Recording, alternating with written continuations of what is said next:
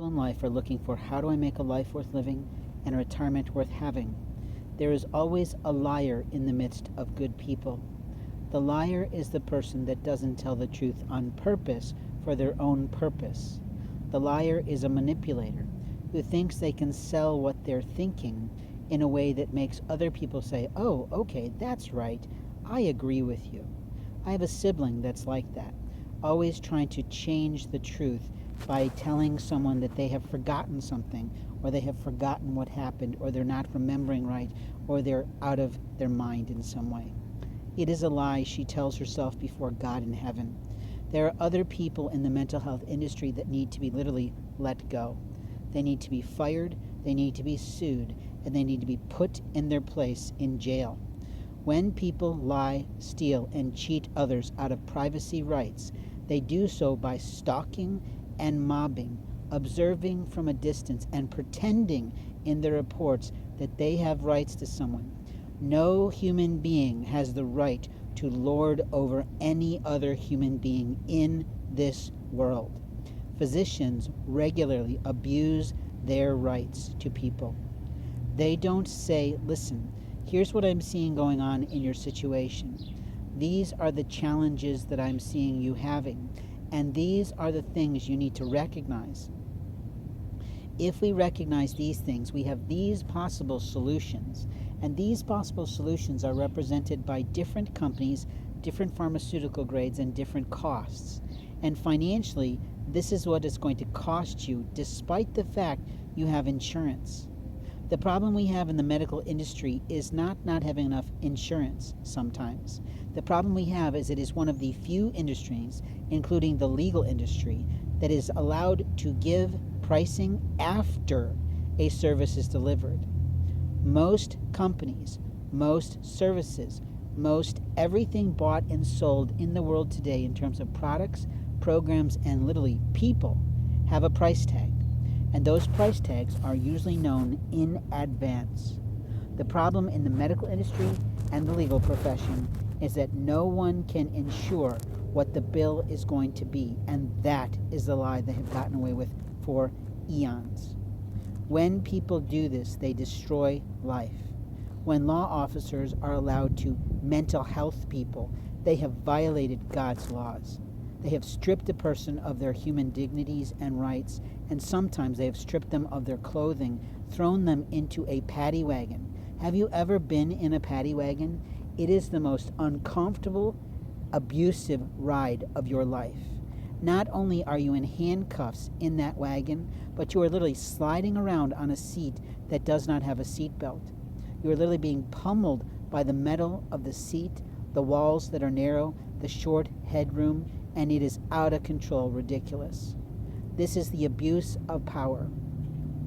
The other abuses of power by police officers is they feel they have the right to strip you of your property on site wherever they choose to take you from. They also violate your rights by going in your car without permission. They take your property bags and investigate them, and they openly have no warrant, no search procedure to do so. This is the liars of the land. When you go to a courthouse, if you have a small pocket knife or a small utility tool with you, those things are confiscated by the sheriff, and you never get the chance to receive them back. You are told, "Hey, you can walk outside of here and go hide it in a bush somewhere." What is the likelihood that a derelict sitting around looking to prey upon people is not going to see that stash of goods? The lie that people tell themselves is that they have rights to lord over other people's property. There needs to be locked cabinetry, locked lockers, and other opportunities, even brought in by Amazon, in a courthouse where a person can walk through the scanner and a police officer can help a person put their things into a locker. The lock can be locked, the person carries the key, and when they depart, they take out their own property, which they invested good hard money in. I was given a gifted from a world-famous Indianapolis reporter a can of protein food for my day. And I wasn't even allowed to take that canned good in because some stupid 20-year-old sheriff thought I might pick that can up and throw it at someone. Not likely. I am a mature man of 50 years old. I am not going to abuse the situation I'm in. The courtroom didn't want me to have my wheelchair in the courtroom. That is out of control. They have no right to tell someone they can't have a walker. They have no right to tell someone they can't have a cane. They don't have the right to elicit that our medical rights don't matter in those situations. In life, we have moments of time to speak the truth. And the truth is, my rights and other people's rights are regularly violated by people every single day. When I went into a store this evening to pay $1 for something, I literally came out and found that someone had drank a third of my iced tea.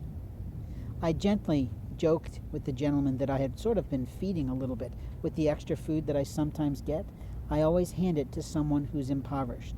When I can't eat it because it's way too much food for me, I literally always pass it out. It is a part of my program, it is a part of my philosophy, it is a part of my Japanese history and philosophy and the etiquette of my father's family. In my father's house, there was always generosity of food and wealth of information. My late father was a great man.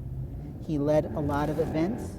He produced a lot of income for cities to produce different statues. But sometimes the people involved in those projects did terrible jobs at what they put in place. Not him. He raised the funds. They invested in whatever they bought. In life, we have moments of time to have rights taken, rights given.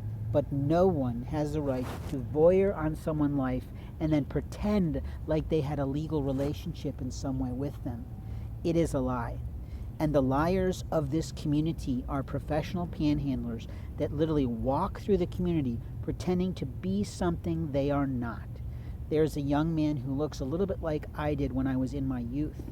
He is always showing up at the dinner hour, walking near me, walking by me, and he is one of the men that lived in the shelter where I stayed for a short period of time until my physical being was aggressed against, molested, and things were stolen from my pockets. I want my property back from the jail, but I guarantee some bastard took my papers from my pocket and probably drove themselves to steal my property. That liar will go to hell. Every single item in those bags belonged to me federally under every aspect of the law.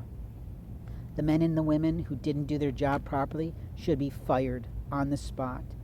Their job is to secure people's paperwork, property only. We are allowed to have religious books, but I was denied my pagan reading. I had just purchased the $15 book, haven't even had a chance to read it, can't even remember what the title is now, but I'm openly pissed off that someone stole that from my life, along with things I had bought when I lived in Japan, other documents and other things. And I have the right to say that I'm livid and angry that I cannot get them to stop their attack on my life. When I'm looking through my jewelry bag, I'm seeing that many pieces that I cut off from things I was creating are now missing. Small pieces of chain are missing. Who in the hell gave anyone the right to put their hands in my bags in the night and take one thing I have purchased? That is petty theft. It is crime. It is an abomination to God. And the liars of the land always tell themselves, it's okay, he won't mind. And that's the lie they tell. In life, we have moments of time to show who we are in the world. Your culture, your background, your ethnicity means nothing to most people.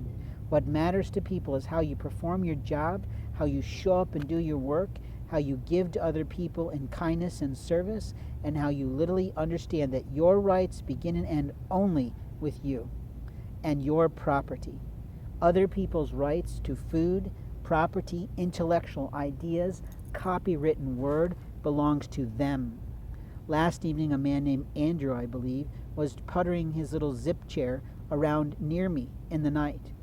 I also know that audio signals are being utilized across America to force people to do things that they wouldn't necessarily do if they were in the proper channel of the mind.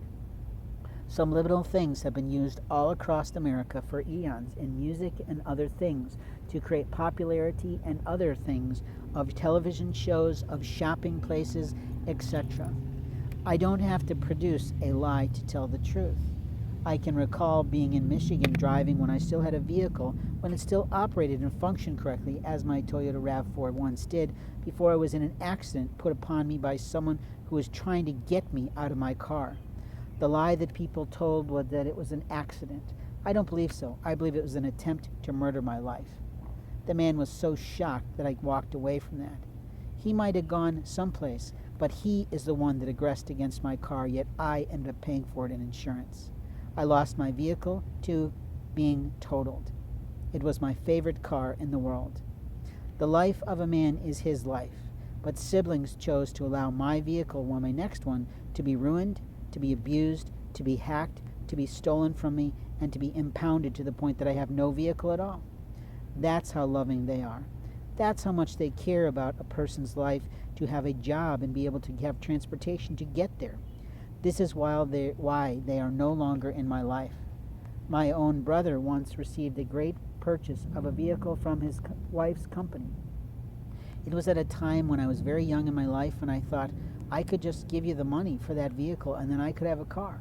But he didn't want that. He wanted to sell it to me for full price, for about 1,000% markup, and I just lost all interest in being related to him. If I had had that opportunity, if I had had that option, I would have shared the cost. I would have gifted it, possibly, but most likely I would have given a very fair rate to someone who really needed a vehicle. If it really was an asset for him to add money to his family, wonderful. But don't tout it in front of people who need something. It's a rudeness. In life, we have moments of time to tell people how we feel, and people have destroyed a loving relationship that I once had with the most phenomenal person I've ever met, and for that, they will go to hell. Thanks for listening.